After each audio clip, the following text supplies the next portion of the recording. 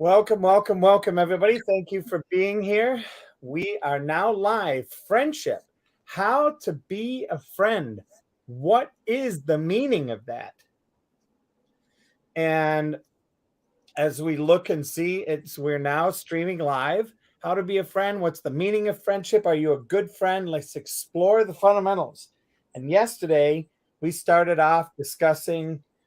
We kind of went a little bit around all over the place a little bit in the beginning, talking about what is a friend, what does it look like, how is friendship these days, and we thought that today we would take what are and Sujata, definitely correct me if I'm off on this, but what are some of the negative things that we've done and we can be responsible for as a friend, and what are some of the things that we can do to create or recreate the friendships.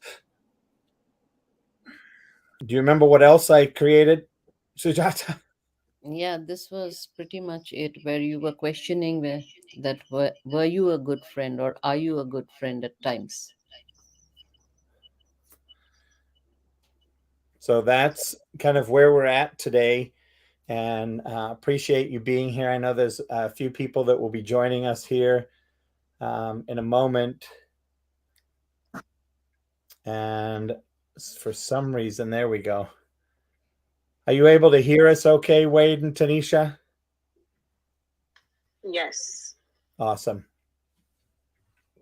All right. Well, so for me, inside of this, what does it look like to have that whole question of friendship? I um, brought it up this morning in a conversation that I was in, and I don't remember how it started. I was trying to think of how it all got started, the conversation this morning, but one of the things I noticed was that today people are okay with, after 2 years, walking away from a friendship like they are walk away from a job. And 10, 15 years ago, it was really amazing to be one of the people that was, I'd been at a job for 25 years, 30 years. Now it's cool to say, oh, I've been at 5 jobs in the last 10 years, because 2 years you get bored, you move on. And the same thing seems to occur with friendships. And to me, this is it's literally like, okay, so what? There's a timeline, and once you've learned everything you want to learn from me, once you've used me to get where you want to get to, then throw me out with the old clothes, the old jeans, the old shoes, and go start something new. And I just think it's such a weird phenomenon. Like, it occurs to me that what was the friendship about in the beginning, if it was so easy to walk away from it and throw it away and not have that commitment to the time that you've both invested in building the friendship. What are your thoughts on that, Sujata?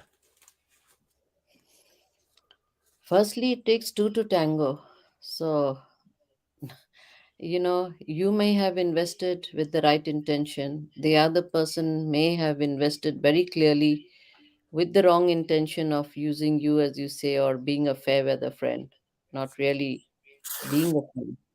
And so it may sadden us or it may give us some heartbreak, but not really surprising because that's how most people are, that they are not your true friends, and their actions will reveal it at some point of time, whether it's 2 years, 10 years, 20 years. Also, we have seen betrayal by friends or so called friends because we realize that it was all a lie. It just takes one moment to break it and years to build it. Yeah. So with that, I'm going to pass it over to Wade and hear what Wade has to say, and we'll just check in here before we move on, because I'd love to hear. I'm especially interested to hear Tanisha's take, since she's the one that most recently listened to the replay. But since I'm so well known for going in PTR, we'll start with Wade, then we'll go to Tanisha. So Wade, go ahead. I'm Wade. Hey, Coach. What I see happening, and it's happened to me recently. Me and a friend, we had a misunderstanding. What usually happens is most people aren't willing to find out what happened, or when they do find out what happened, if they were the one responsible for breaking the integrity, they're not willing to repair it. They'd rather just throw it aside. I think it's almost it's like, well, people have started treating people like things. Look at what we do with our things today. How many people even attempt to repair anything? They just throw it away. There's always something new. And I think because now we have social media, we can talk all over the world, we can do this, we can do that. You know, there was a point in time where the friends you had, unless you were pretty wealthy, you walked away. Or if you had phone, they were still pretty local. I remember long distance was a big thing, and we had party lines. And I think a lot of it just has to do with just the fact that technology has made it convenient. Well, I can just get somebody else. I don't particularly love having to go back and clean up a mess, but you know, I feel a sigh of relief after it's over.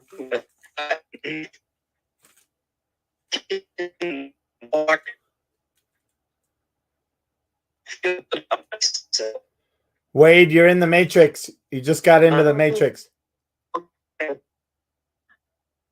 Just go into this. It's better to repair and ask for forgiveness than to walk away. I'm waiting. I'm complete. Hey, Wade, just so you know, you're a little bit in the matrix. I think he said he was complete. All right. Tanisha, how are you? I am doing good, Coach. I am doing good. Hopefully, after I get off here today, I'll have some great, what I would say, probably advice or some help in that area, because I have been losing. Now looking back at it, I'm not sure if I should say they were friends because of everything that happened. But I've just had a few people like just walked out of my life, and this just happened recently. Well, the first one is, we were friends for probably about 4 years, and we became friends through our kids. Our kids, they're best friends, and we developed a friendship. I thought it was a great friendship. I have been there for this person for, some of the darkest moments. I still do. I love this. Literally, she and her 2 kids, they're like my family. And I'm also her last son's godmother. And so around October, which was right around my daughter's birthday, before my daughter's birthday, I was so overwhelmed and just really needed to take some time for myself to regroup, because I had just got back to work, going back to the office, and I was trying to balance everything. And our communication wasn't as great as it was before. So I guess that person felt, instead of reaching out and saying, hey, I sense some distance between us. Is there something that you would like to talk about? Is it something I did wrong? There was a text came through my phone, and it was literally a breakup.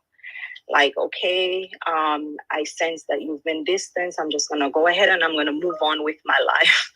And that literally shocked me. I didn't understand what I did. I didn't know what happened.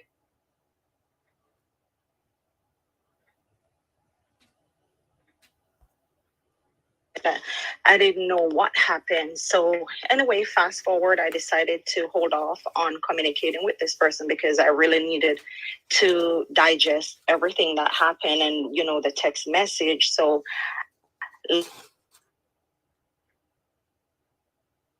I let the person, I literally just accepted it. I accepted it. I said, okay, I accept if that is the way that you would like to, leave things, I accept it. I just think if there was any value to our friendship, you would have, handled this situation as an adult. And I left it at that. We never talked like for 6 months. And then finally one day the person messaged me and she was like, hey, are you able to speak? If you don't want to, I truly understand. So I was like, absolutely, I would love to talk to you. So through that 4 months or 6 months that we did not talk, I prayed about it. I asked God for peace.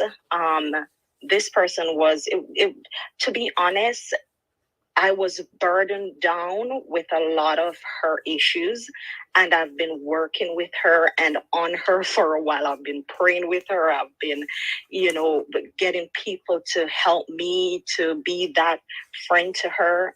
Sometimes when I get discouraged, I did everything and I completely released it to God. And I said, I'm just going to leave it and let Him work on her heart. So eventually we talked, and I made sure I asked for forgiveness first because I was like, probably I did something and I need to clear that part up first before we can move forward. So anyway, we talked about it. Long story short, she basically broke off the friendship with me because she felt that I didn't want to talk to her anymore. And in that moment of my life, I felt that she deserted me because I was going through something. One, my daughter was sick, and two, I was very overwhelmed, and she did not take the time to know what was going on with me as her friend. She decided to step away because it wasn't about her.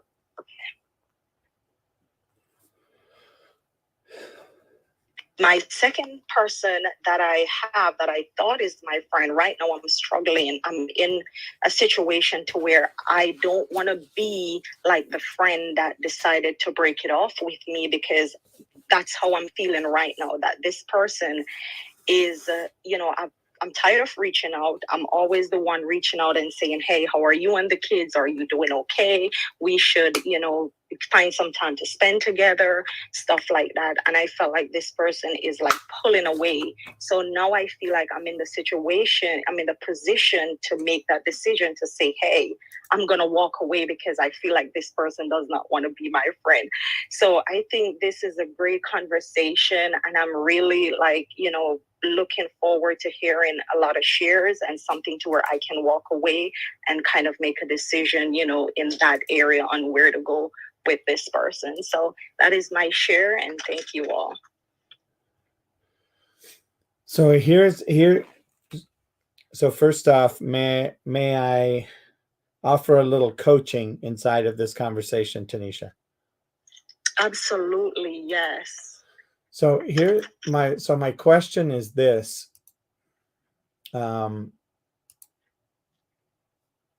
What would you say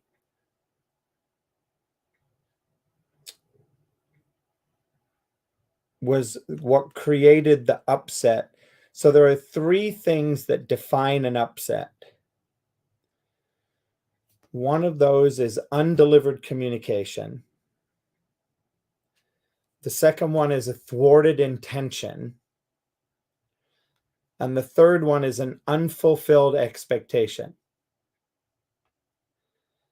So when you think of those 3 things, which, if not all of those, were at play in this in either of these situations? Okay, can you repeat the three for me, Coach? Definitely. Undelivered communication, Okay. unfulfilled expectation, Okay.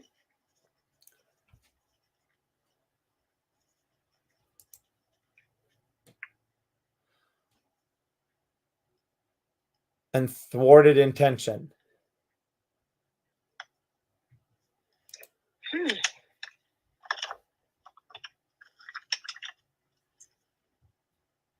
Probably unfulfilled expectation.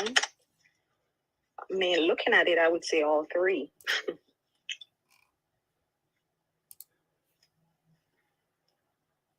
Yep. Now, if you look and say, okay, Les, I'm going to take on being 100% responsible. Mm-hmm. How can you be responsible for answering each of those three questions?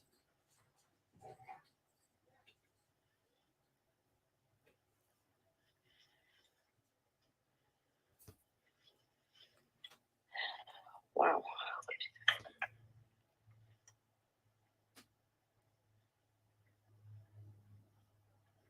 I mean, I don't think I can speak for the other Nope. That's party. why the only person we can look at is ourselves, right? Selves, exactly.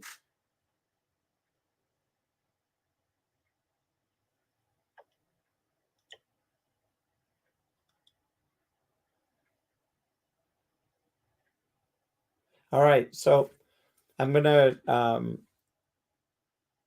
kind of give you a little, since we're operating in this kind of short environment, short-term environment, I'm going to step out on some skinny branches and say a few things, and you can see if they register or not. Okay. And where these things are coming from is not me trying to tell you that this is what you're experiencing. Why I'm saying these things, because in the similar situation that I've had in my life over my coaching session with my coach at that time, these are the things that were present for me out of answering these three things. So the thwarted intention was, I had an intention that because they were my friends and I was dealing with an upset and a breakout, my intention was that they would reach out to me because I was the one in an upset. Okay. So for me, that part of the friendship was thwarted, right? Because it occurred to me like I had to reach out for them to ask for a shoulder. Mm-hmm. The unfulfilled expectation was I had the expectation that they knew what was going on because of the conversations that we'd had for a few months before and all the little details. Couldn't they see? I expected them to put the pieces together. Pretty simple to me. It was like building the bricks of building a house. Right? Pretty simple. It looks like a house, must be a house. Mm-hmm. So I had the expectation that they saw the house. Mm-hmm. And then the undelivered communication for me came from, I never called them up and said, look, I'm really sad about our relationship. And by the way, I ended up doing this. And what they said when I reached out and I delivered my communication was, oh my gosh, I didn't know what was going on. It seemed like you didn't want to talk. It seemed like you wanted to be left alone. I felt I was intruding. Yes. And that's what they said to me once I delivered the communication, that I felt they'd abandoned me. And then when I took responsibility for that unfulfilled expectation, what I said to them was, when I was really dealing with these things over the past 2 months, I expected you to start calling me and checking in on me. And what I suddenly realized that our friendship had been designed in such a way that I was the one reaching out to you all the time, because I'm the one that is usually busy. And when you had in the beginning of a relationship, when you would call, you'd get my voicemail. When I'd call, I'd get you. So it just became one of those things where I expected, that you would call me in this breakdown, and then I didn't look and see what I'd created in our friendship.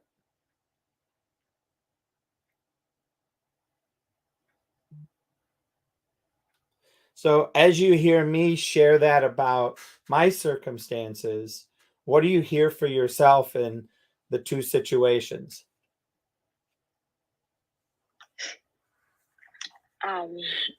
So it's crazy because it's literally everything that you said. I actually wrote it down, and it's everything with the first. I'm going to call it a breakup because that's what it was. We're not friends anymore, but at least we cleared the air in that sense, because I just felt that our friendship, she did not value the friendship that we had. So I just felt the need that we just needed to step away from each other. But this friendship is one that I'm struggling with, and I'm hoping to be able to, if there is something still there, to mend it. I am not sure if she's feeling the same way. I don't think she is, and the reason I say that is because her view of friendship is totally different from my view of friendship. I love people, and I'm trying to hold myself back from crying because this is a person that's been through a lot, an abusive relationship for 10 years. And when she came to me and told me that her son is committing to, talking about committing suicide, which he was 11 years old, I dropped everything, my entire life, and I was there. I prayed with her, I cried with her, and I fought with her for her to get custody of all her kids, and she did. And glory to God for that. But it's like now I feel like this person has pulled away, and I am asking myself, why? I know life gets busy, but we are literally 7 minutes away from each other. We're in the same town. And so, Coach, I'm really asking myself, I'm actually staying away from her in a sense, because I am feeling now as if I'm the problem. Right. But so hold on one second. Do you notice that you just said to me, why? Like, why is she doing this? Who has the answer to that?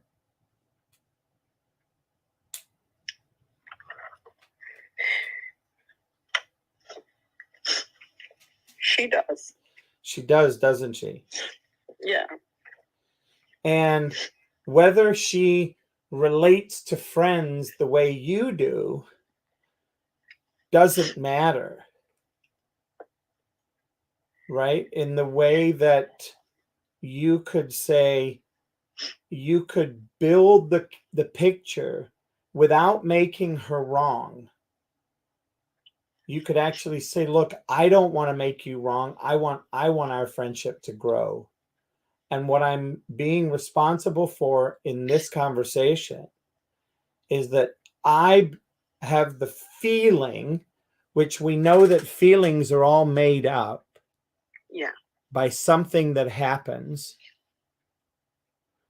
I have the feeling that you're wanting to back away from our friendship.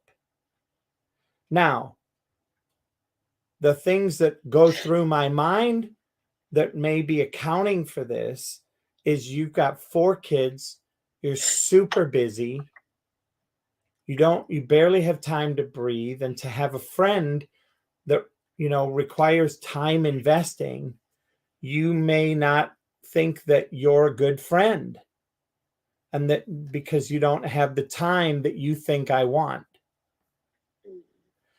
And here's what I want to say, Jane Doe. I would love to just come and spend time with you. And if that time looks like me supporting you in some way with the 4 kids, maybe we can get all of our kids together and we can do a function. We can do something in the backyard. We can do a barbecue. We can go to a park. But I would really like to just be with you and spend time with you and grow our friendship. Okay. See, now that, can you see the authenticity in that? I'm sorry, Coach. Say that again. My phone rang, Oh, so I no. missed a little part. No worries. I said, can you see the authenticity in that? Yes. Yes, And I do. and did you feel any blame coming to you? No. Excellent. And can you see that I took responsibility for my own poop? Yes.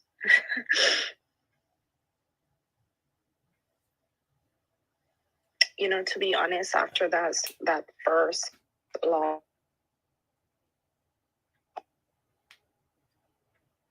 but that one really hit me hard, and I think I have a lot of fear.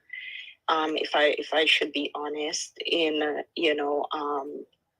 doing, because I thought about it, not exactly what you're telling me to do, and it's like every time I thought about it, I tend to hold back because I'm afraid Excellent. to keep putting myself out there. Excellent. Then tell her that. Yeah. Then share that, because remember, you said that she's been abused, right? Yes. So can you imagine? She's afraid to put anything out there because when she put something out there, she was abused. Yeah. Yeah. You've been abused, quote unquote. You've had your own version of abuse from that last friendship. Yes. So now you're 2 peas in a pod. Yeah. And you're afraid to be in the pod together. Yeah. And that is the place where recognizing that pod could actually bring you closer together.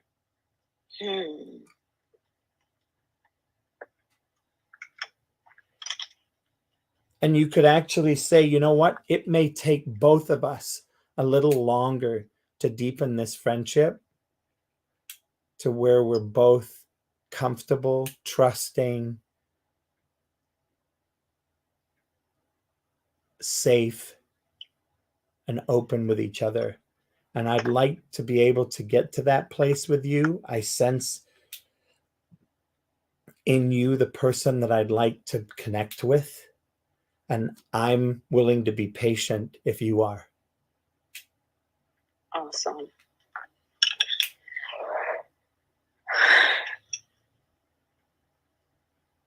Thank you so much. That makes perfect sense. See, I believe the friendships where people say the stuff that's in the background. I believe in the friendships where the communication occurred, like, oh my gosh, I feel like I must have upset them the last time we talked. So the next time we talk, I say, you know, by any chance, did I upset you the last time we were together and we were chatting? And I'm now in a place where I freely accept that stuff and I share that. And what happens is that person will say, oh my goodness, Les, no, I was just super busy. I felt like I didn't really have time to talk to you. I also knew that you needed to share something with me. And I just, to be honest, I and this is them speaking, I probably should have, quote unquote, asked if we could connect a little later. Instead, I tried to squeeze you in between jobs.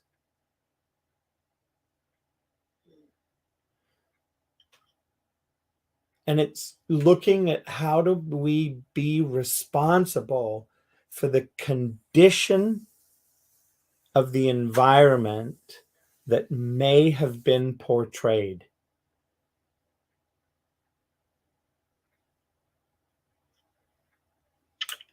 That's good. You know, so here's something that might make a few of you laugh. So I'll share an experience.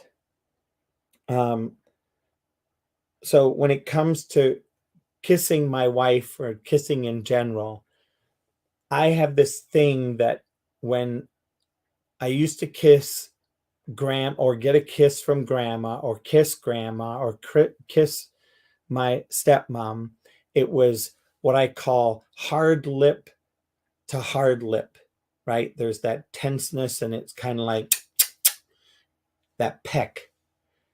And so for me, in my current marriage with Kristen, in the beginning, one of the things that I noticed was I was like, gosh, do you not like kissing me anymore? And she's like, why? I said, because I feel like I'm kissing my grandma, my stepmom sometimes. And she's like, what do you mean? I said, and I demonstrated.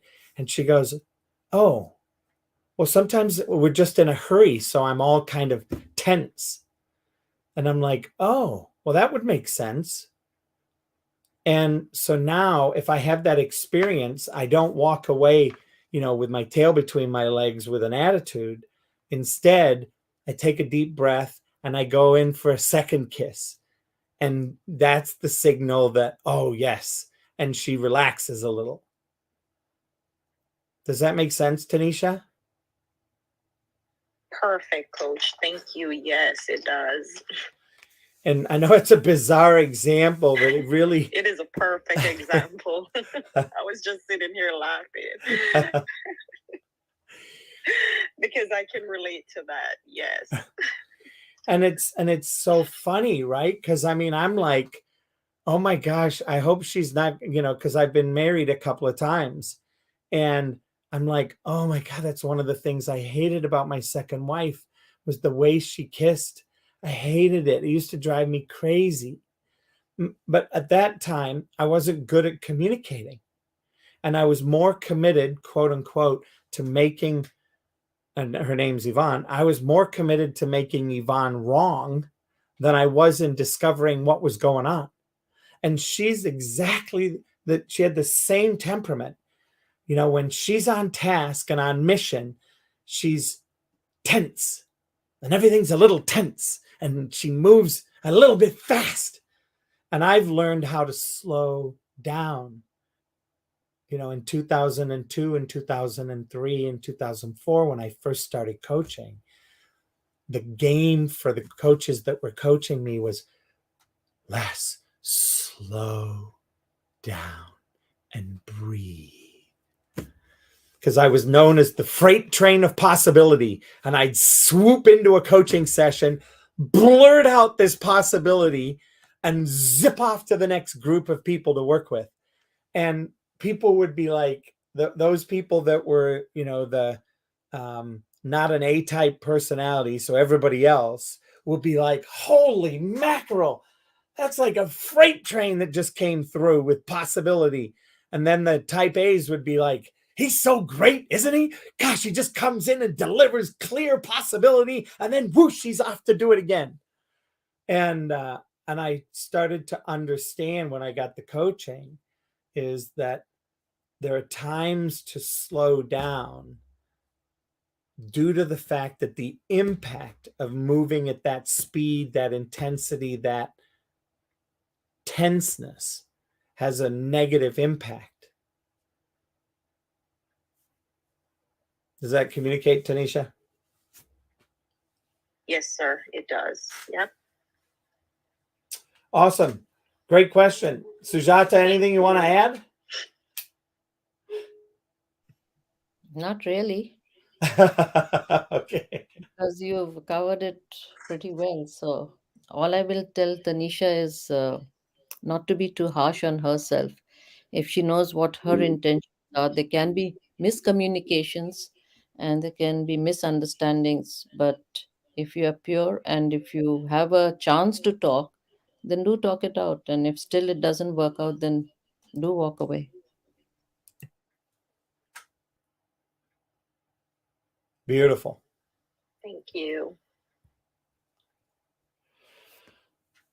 Well, awesome. Let's jump the conversation over to Sister Jeanette. Hi, Sister Jeanette. How are you?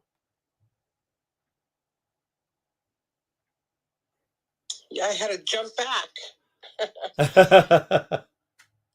This is always a great conversation. A lot of time there seems to be miscommunication, and people get their feelings hurt. And it's so easy to do these days. And one of the ways to find out whether it's intentional or not is to talk about it. I call that adulting, or having adult conversations. It's a great thing. It really is.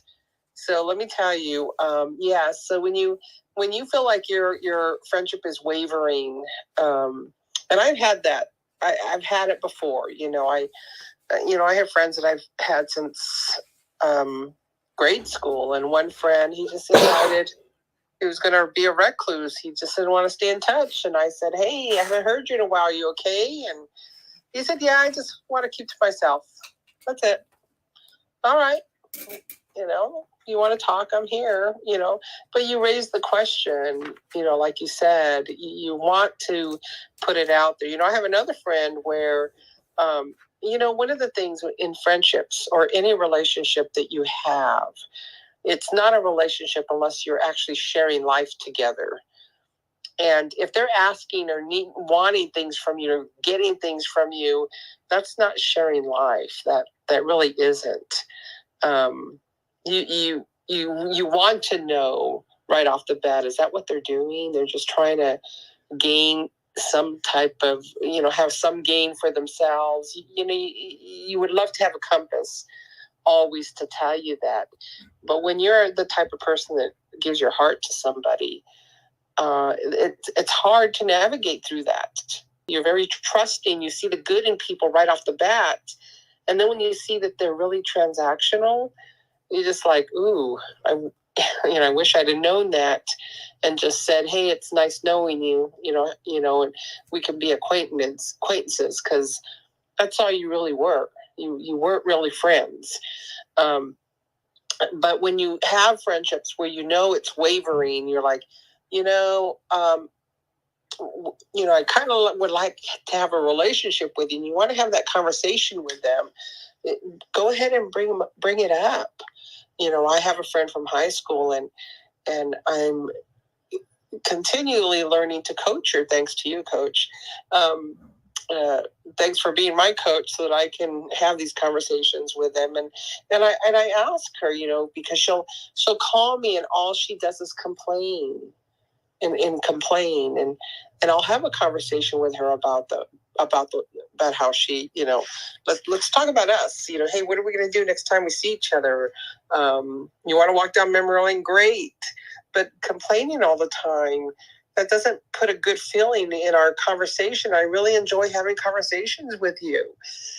So having those conversations with her are great, because she thanks me. She goes, I didn't realize I was getting like that. So she's appreciative. And then you have some that they just say, well, if you don't want to listen to me, then I don't want to talk to you ever again. Okay. They do that. People do that, but you want to have a relationship where you're sharing life. You're sharing. Remember, if you were to tell your story, it's either going to be in written, or it's going to be a frame of pictures if you're visual. And what kind of pictures do you want to have as you're having these moments, precious moments, with people that you value, that you love? They could be friends and family. Sometimes family, people aren't born into good families. But you can still coach them. You can have those conversations with them, and I want to build those stories. So it can be difficult to navigate through. I'm a very trusting person. Yes, I get tied up in life. I do have a lot of friends, so it's hard to juggle all of them. I wish I could spend every moment with all of them at the same time. But it's, I think that the question comes up of, manage your time with them is my issue. And, but they at least stay communicated with me. They know how to get a hold of me. they either email me, call me and leave voice messages, or text me. And that is a good thing because at least they know, I can email real quick, hey, I'm fine. Or I can text back, I'm doing okay. Or I could pick up the call and call them and leave a voicemail for them because a lot of them, I can't reach them either. I have to leave voicemails. But at least we're doing some kind of exchange and we're assuring each other we're still here for them. We're still here. We haven't left. We still share life together. And let's continue to grow every day and learn this thing called life. That's my share. Thank you. Awesome. Thank you so much, Jeanette. Appreciate that conversation. And my screen has frozen. Hold on one second here. Let's see if I can get it going again. Love my new clubhouse. Yes. Ooh, I'm being very facetious at the moment, everybody. I believe that Joey is next, so I'm not sure because I can't see. So, Coach, I think if you PTR, I can't PTR. there you go. So Letitia can go, and after she goes, if Byron wants to go, I'm checking into the hotel right now. Okay. Thanks. Sorry about this, folks. I just can't move my screen. So, Letitia, you're up. Thank you, Coach Les. Can you please repeat the question? Hold on. I'll see if I can get to it. Oh, look at that. I can. Yes. How to be a friend. What's the meaning of friendship? Are you a good friend? And let's explore the fundamentals. And today we're looking at how have we been a bad friend and what are some of the ways that we can restore integrity to friendship. Right, Sujata, is that good? Thank you. Okay.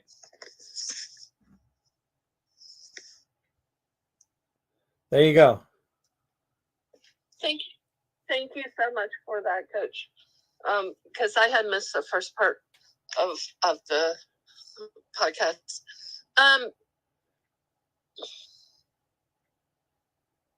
Have I been a good friend? I feel that I have. But then I look, the more I learn and the more I experience and the more I have understanding, I really haven't been good friends. I just go along with my life and I don't reach out to people that I know, that I've had close relationships with.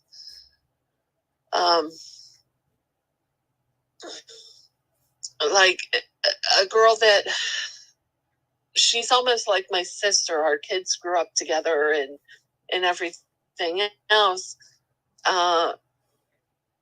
Once a month, maybe I'll get, I'll text her and go, hey, how's everything going? What's new in your life? What's, and I'm not going to make no excuses for it. It's just, I think that a lot of it is the way I grew up. There was, in my household, I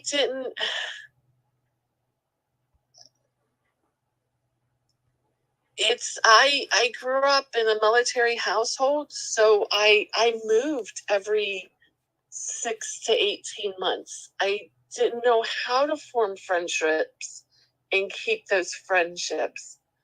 My last year in high school, I was there for 6 months before I graduated high school. So I really didn't have the close-knit friends and confidants like everybody else did. So to know how to be a true friend and a real friend is deja vu. I can't say deja vu, but it's not understandable to me, non-existent to me. But I am trying to have those close, intimate friends. We have friends that Wade's cousins, but I'm trying to have that intimate connection, friendship with them of, twice a week or 3 times a week, reaching out and going, hey, how's everything going? Do you need anything? How's the kids doing? And keeping that open line of communication going, that we each know what's going on in our households. And that seems to be going well. So I'm trying to pick up that habit that I have with them, trying to pick up that habit with my girlfriend, and I just can't seem to do that. I don't know if it's because we're in different areas of our lives. We used to be so close because we lived in the same town. Now we're like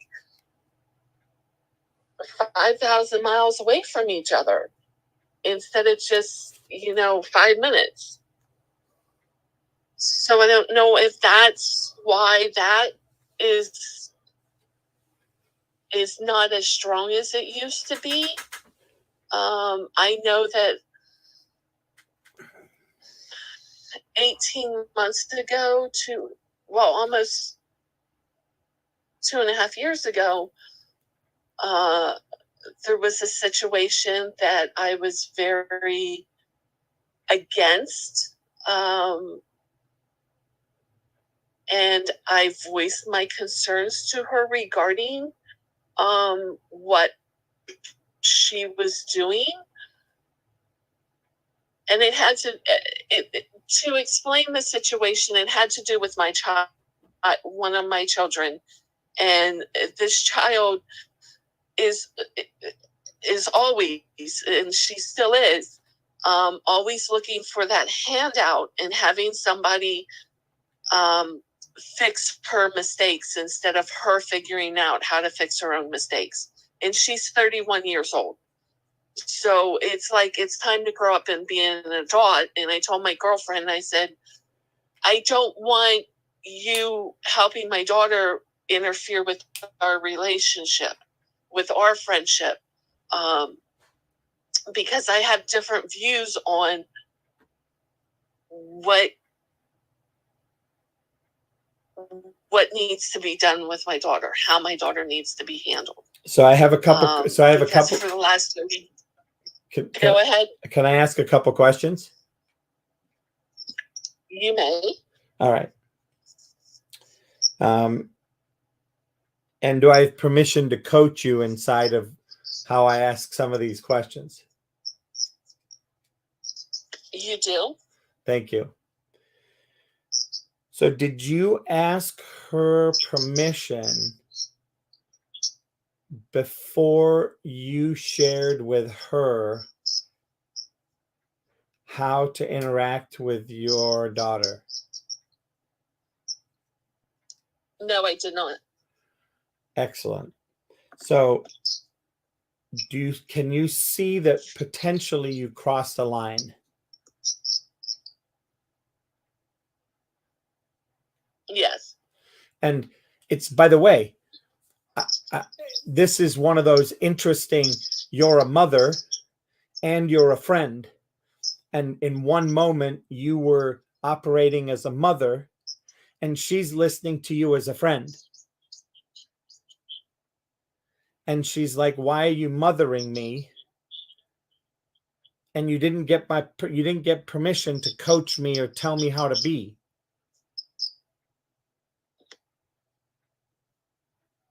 Okay.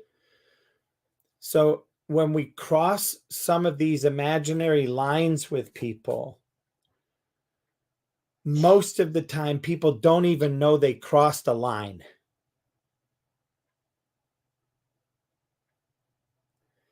And the only reason that you might know that you crossed a line is because of the shift that may have been coming from her energy towards you. It went from one of warmth and open and friend to slightly cool and maybe even defensive, as in a mother talking to a daughter.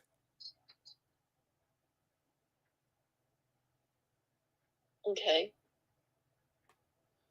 And there's nothing, Makes sense. yeah, and there's absolutely zero, there's nothing wrong here. What's missing is the communication to move from friend to friend to mother communicating into the conversation about mother's experience and training of daughter with friend.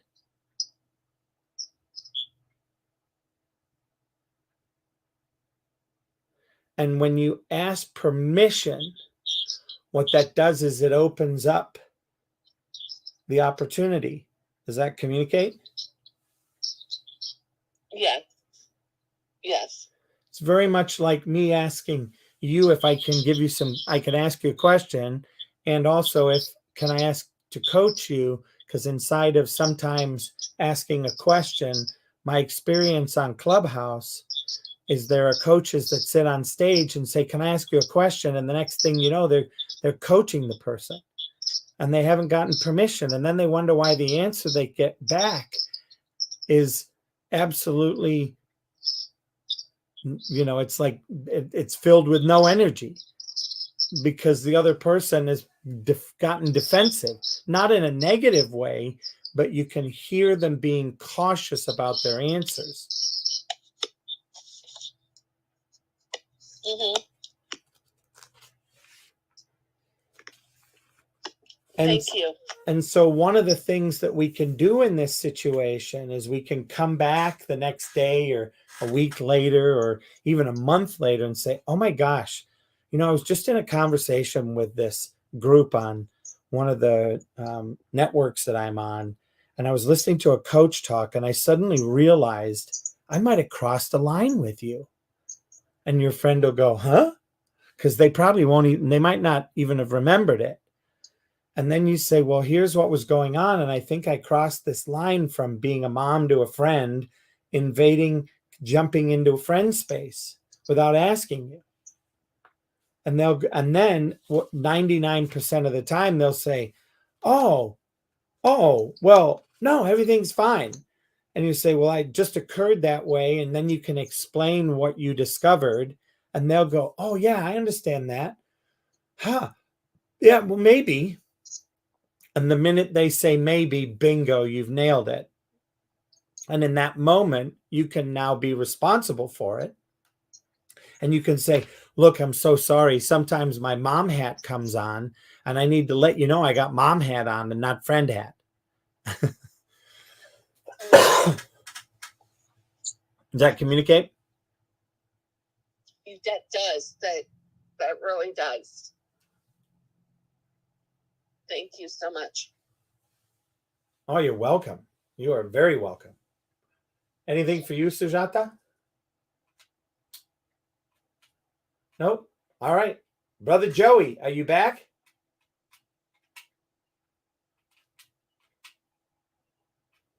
I think he was on the phone. I saw the phone.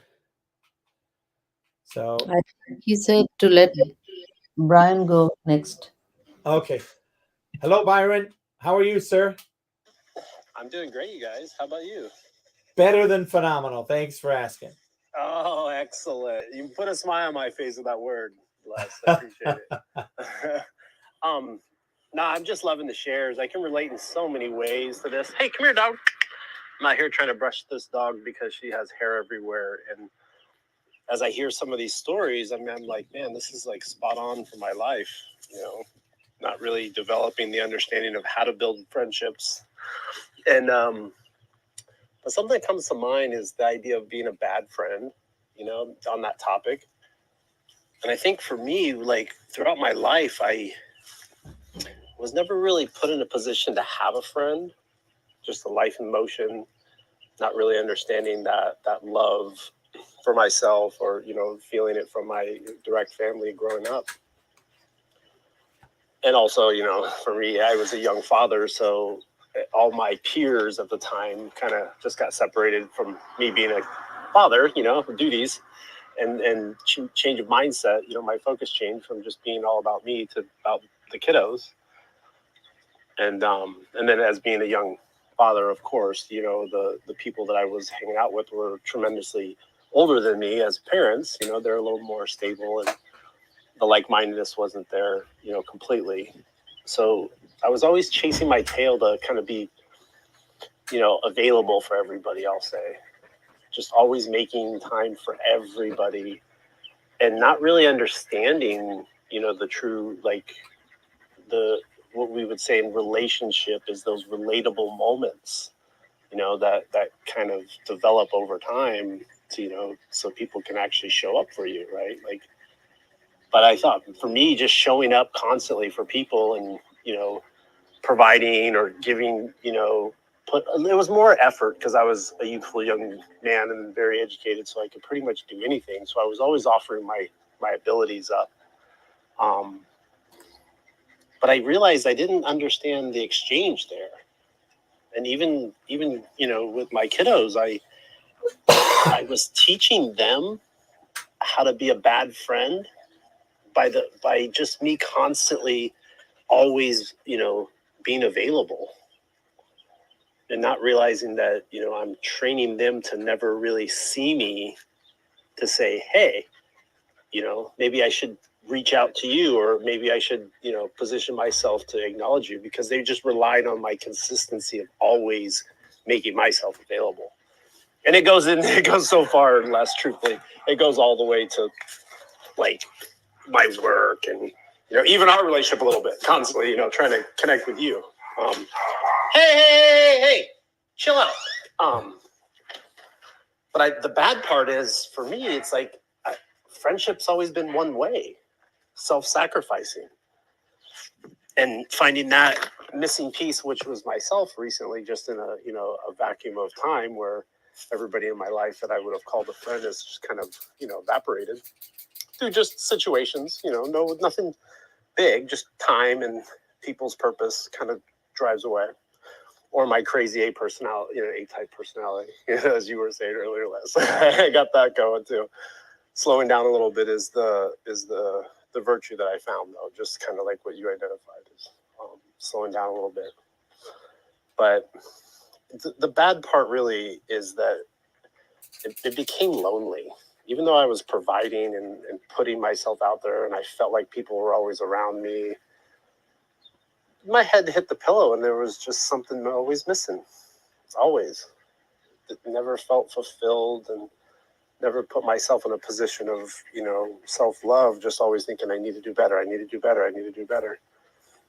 And it just caught up with me in age, you know, so I'm like, wow, I'm just a bad friend to myself, you know, not taking enough time for me to make, you know, those authentic connections, and not really knowing how.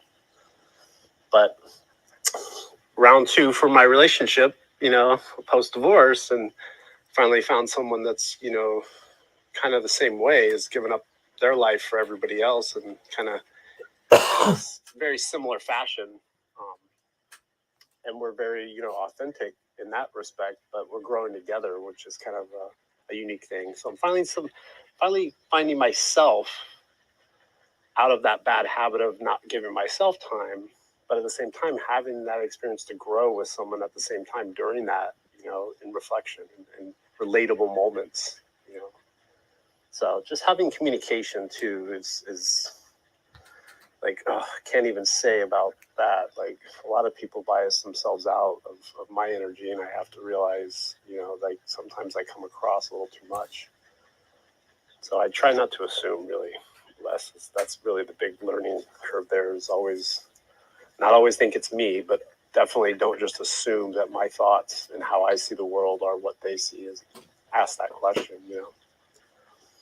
Well, Are you okay? remember, Do you Byron, think- do you remember the acronym for assume? No, I don't. Tell me. Assuming makes an A out of you and me. Yeah. Yes. You know, and that's that little thing, man. Like I grew up with a friend that constantly always asked everybody, "Are you okay? Are you okay? Did I do something wrong? Are you okay?" Like he's my best friend. He holds the same name I do, and to this day, I could probably hit him up. We've been a little bit separated, and that kind of like conditioned me as a young man, and this was right as I was becoming a parent. So that was like the most pivotal time in my life, which seeing everybody behind his back constantly talking crap about him because he's just constantly nervous about everybody's unspoken language and constantly reading people and asking, "Are you okay? Did I do something?" So I think that conditioned me to not ask everybody, coupled with my overactive, kind of charisma, like in people's face. So how does one become bad in their own right, but see how the conditioning happened? I don't know if I can say that it's bad. It's just part of life for me. You know what I mean? It's like confusing a little bit as I analyze it. I'm like, man, bad seems like something that I did on purpose, but that's not always the case. Can I offer a little coaching? Yes, please, Coach. I'm waiting for you. So I think that one of the things to be responsible for is the frailty of that piece of concern inside you. And anytime a conversation with anyone, male or female, brushes that arena or gets close to that electronic fence in your head, you step and go, "Hey, I want you to know right now, I just reacted." And they'll say, "Reacted over what?" "Well, what I heard when you said what you said was this." And most likely they'll go, "Oh my gosh, where was your head at? I didn't mean that at all. And I'm sorry if that's the way you took that." Our minds, and when you think about it, we're thinking at 1,800 words a second. So, that's 1 and 2 and 3, and there's 5,600. It's like, holy mackerel, that's a lot of words.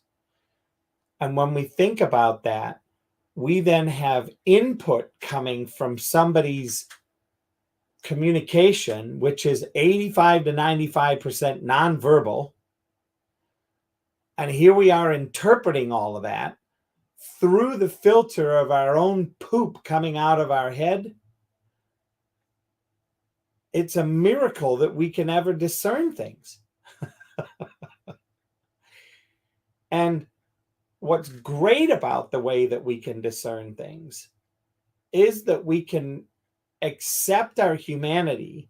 We can accept our ability to make stuff up, not be in their world, be in our own, which, by the way, there's nothing wrong with being in our own world.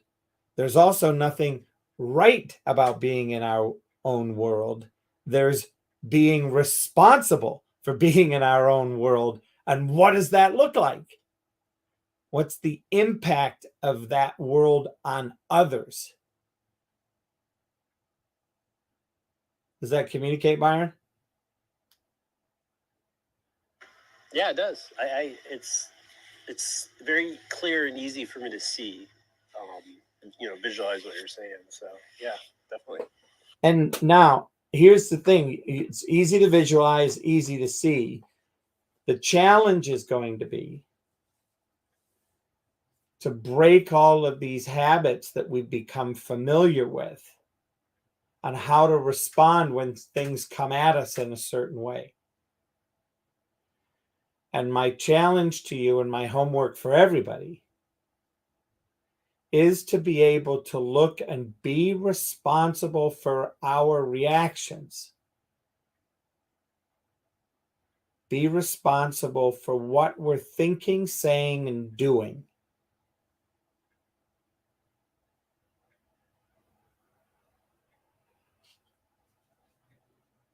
Does that communicate, Byron?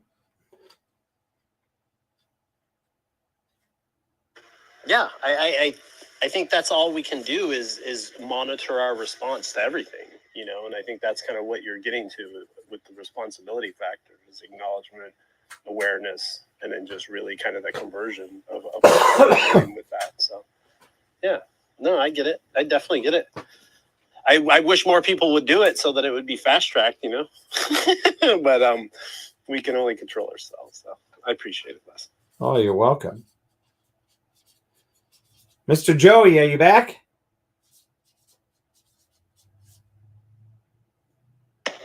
Yes, sir. Awesome. You get to be the closing conversation. All righty. How is it to be a friend? What's the meaning of friendship? Are you a good friend? Well, I don't know what direction to go in, Coach.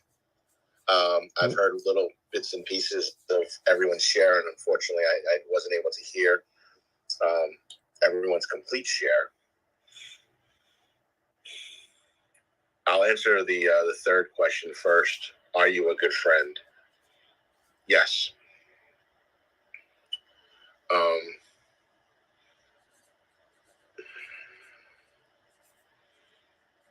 I'm at a loss for words. I unfortunately don't have too much to say. I think this is an important topic. I did kind of listen up a little bit when Byron was speaking about the friend that was continually and constantly asking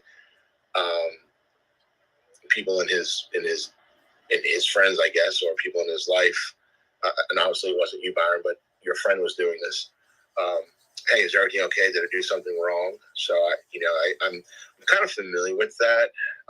I've learned that was something that I used to do, and that was part of some of the growing that I've had over the last several years, and setting up boundaries. But and that goes back to, are you a good friend? I gave a short answer of yes. As far as being a good friend, I think that. And what is the definition or meaning of friendship? I think I said it yesterday. It's that unspoken relationship, that feeling and connection that you have with somebody that and I'll just use Byron's friend as an example. And I know what Byron's friend was going through. It really had little to do with friendship, but really had more to do with his friend and maybe some sort of trauma that had happened in his life that left him in a sense of feeling validation, and that's another whole topic. But I truly believe that when it comes to friendships, you don't have to answer those questions. I've heard it said before already in the room. Years can go by, and you don't have to worry about the friendship. It's there. I will close with this. I gave it some thought as I was listening earlier. What's one or two friendships that I used to have that I don't have any longer? And I really couldn't think of like a specific situation except one. And I don't know if they were really ever. I don't know where I stood in their lives, but it was when I was asked to step down from my position at church. And there's a handful of people who I still connect with, and I consider them family, and I see them multiple times a year, and we communicate. And then there's probably about 300 or 400 of them that never heard from. So I guess I'd have to say that that's been my only experience with that friendship, and there was just too many to go back and ask, hey, what did I do wrong? So I'll yield there. Feel free to ask me a question or offer coaching, or sometimes I do better when I'm prompted. Coach, I'll yield the mic back to you. Well, I guess the prompting for me is as a chef, I know there are times when you were confronted by getting to know staff and having to be their boss.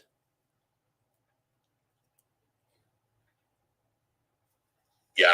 Yep. Yes. Yeah.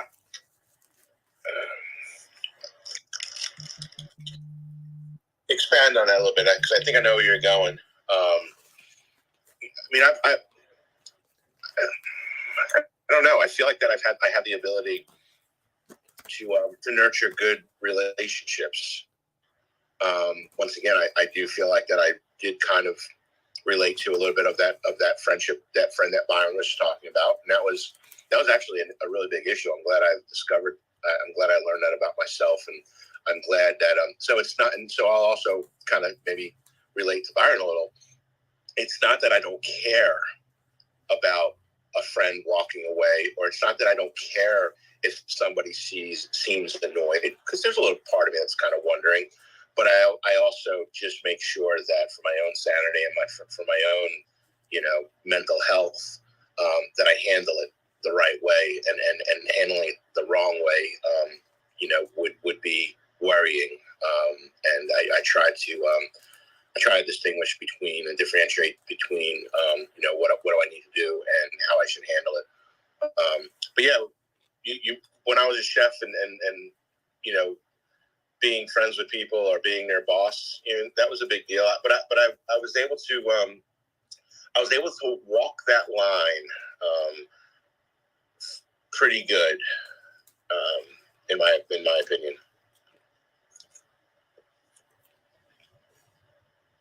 Well, congratulations. No, that's great.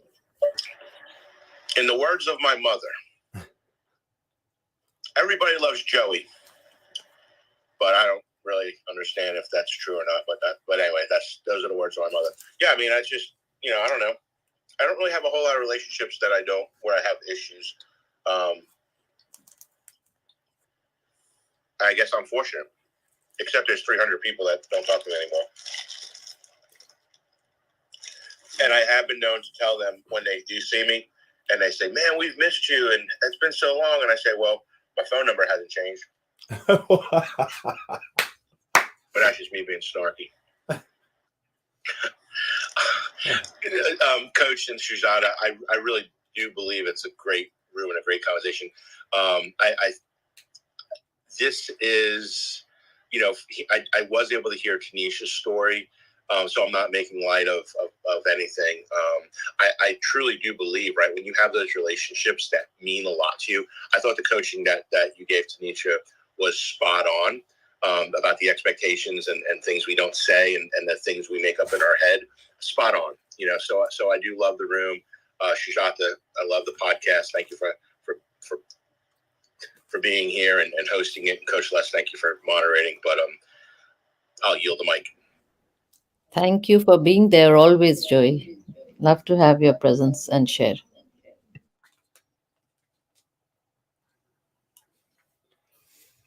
Well, I think this is a great space right now to close the door, unless you have something you want to just share in finality, Sujata, because I think in your book, Against All Odds, and for those of you that are new in the room that may not know about this book that you see in the title, Against All Odds, No Retakes, No Manuals, Real Life Lessons by Sujata.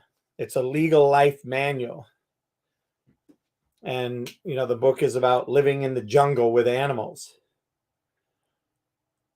Or are we in a civilized society? And Sujata shares her wealth of experience during her life. And some of this stuff, can't be coached or taught in a class. So when I, constantly turn around and ask Sujata for her opinion, I'm looking to that mother, wife, journalist, consultant, activist, leader, and businesswoman domestically and internationally to share her story through the filter of whatever we're communicating about.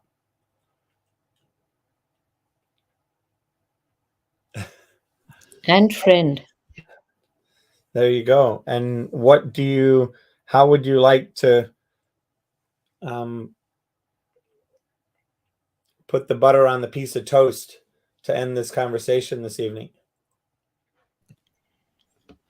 I believe that if you care for people and if you are there for them, that's all that it takes for the relationship to get going. And if you keep communicating whenever there is a doubt, then just be open and ask the question instead of thinking from your perspective that this might be happening, that might be happening, and that's how misunderstandings happen.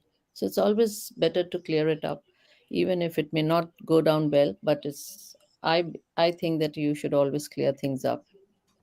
And yes, that's what friendship is all about, being there always.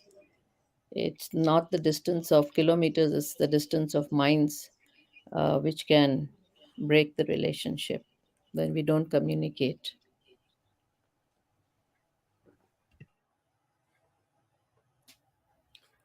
Thank you so much, Sujata. And I saw Ginger was in the room, but she had to putter off.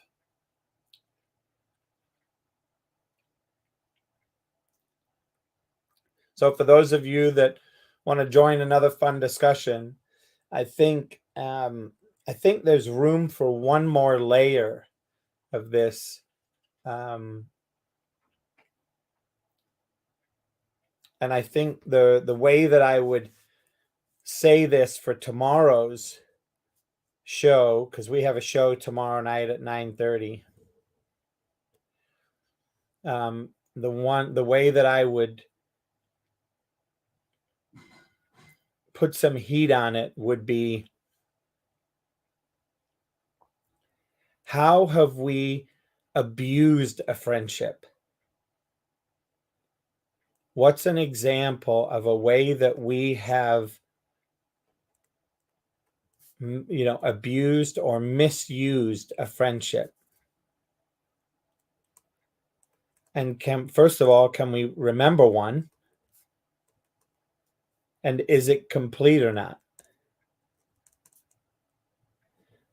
So tomorrow will be a little bit, it's going to take something to be in that conversation tomorrow. Coach, can I give you an example without going deep at all? And hopefully I'm able to come in tomorrow. Yeah. Just to see if this is where you go. And so I've got different friends and stuff like that, obviously, and I'll text, "Hey, how you doing?" Right? Nothing else, just sincere, even though it may not sound sincere. "Hey, how you doing?" Whatever. Just want to stay connected. One friend in particular will say, "Hey," and I'll say, "Hey," text messaging. "How are you?" "I'm doing great. How are you?" "Awesome." "Hey, I got a question for you." And it's like, really? You couldn't just say, "Hey," like, anyway, so if I can, hopefully I'll be able to be in here tomorrow night at 9:30 and dive into that conversation with you guys, because that is exactly the one thing that kind of ticks me off sometimes, when it's like, really, I know when this person texts me, it's going to be a, "Hey, it's been how so long and how you doing?" But they're going to give me that, "Hey, I got a question for you. Can you help me with this?" Something like that, all the time. Anyway, so I'll yield the mic. I hear you, Brother Joey. I hear you. Or when you're an accountant and they want to have free accounting services. Yes. I hear you. It's a catering friend of mine. So you know what I did? What? I stopped saying I can help her. Yeah, well, I usually say, "Here's how much I get paid per hour." It's, I have a lot of attorney friends. I don't call them up and say, "Hey, I need some legal advice." I just don't do that, because I know how much their time is worth. So yes, there's a couple of examples.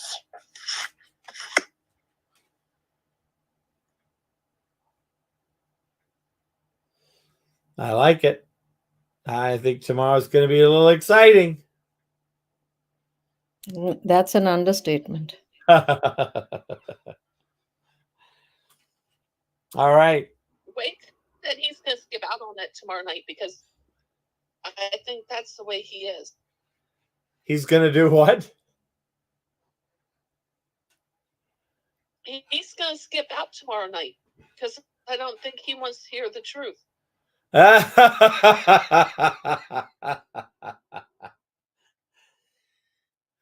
I'll make sure I send him a text with a personalized invitation.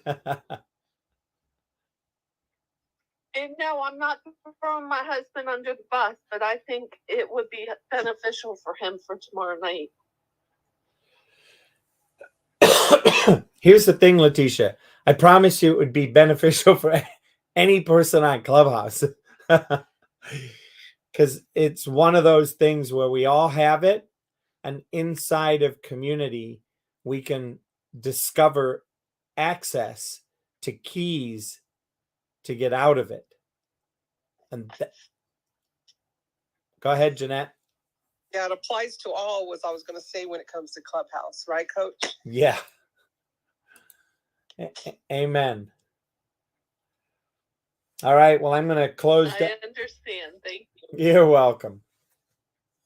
Anything anybody wants to say before I play the music and do the countdown? All right. Well, go ahead, Byron. I just want to say thanks, Coach Les. And make sure you don't avoid my text messages, all right there, buddy? I'm teasing. Bye. No. No. Too funny. I love it. I love it. I love it. I love it. That's why I tell people, don't email me. It could get lost in my email. Texting's the way to get me. And then somebody the other day goes, well, I sent you a WhatsApp. I said, well, text me that you sent me a WhatsApp, because I don't look at WhatsApp every single moment. And there's just being straight about it, right? There's a bazillion ways to communicate. And I don't think any of us have the time to check all of them religiously. So there's the piece of straightforward communication that I am. All right, here we go.